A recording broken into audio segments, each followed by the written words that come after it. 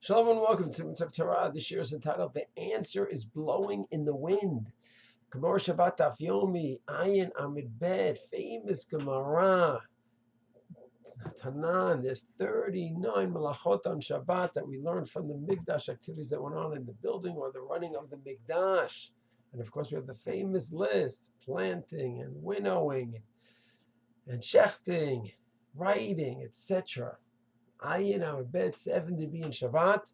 A very important rule regarding Shabbat is Melachet Machshevet. Some talk about skilled labor, thought out labor. It's not easy to give a specific definition of what the term means. Mr. Shem will learn more about it. But one important point is in the Rosh Baba Kama, Daf Samech, says that winnowing, the nature of winnowing is you throw the seed up and the wind separates the chaff, and that's specifically how the malach is done, as opposed to other malachot. If you just throw it in the wind and it happens to do the malacha for you, that's called groma, that's indirect and is drabanan, it is not from the Torah. Classic example is I throw my seed, seed up in the wind, and the wind blows it and plants it onto the ground.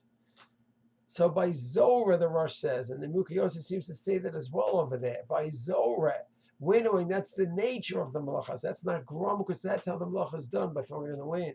Other malachot, by throwing a seed, for example, it's not how it's done. You plant the seed in the ground, that's normal. You throw it up in the wind, that is very indirect, that's groma. Indirect, and that's not considered malachas machshevet, the way the malacha is supposed to be done, and therefore one would not violate a biblical commandment. You throw water in the wind, and the wind goes over to the seed. That's not zorei mido, right? It's grama. So it's very important rule by the 39 malachot on our daf.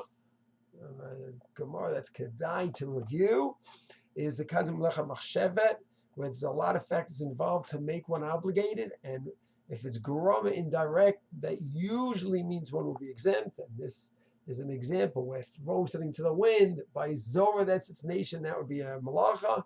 And by planting, that's not its normal nature, it would be groma, it would be derabanan. Shalom.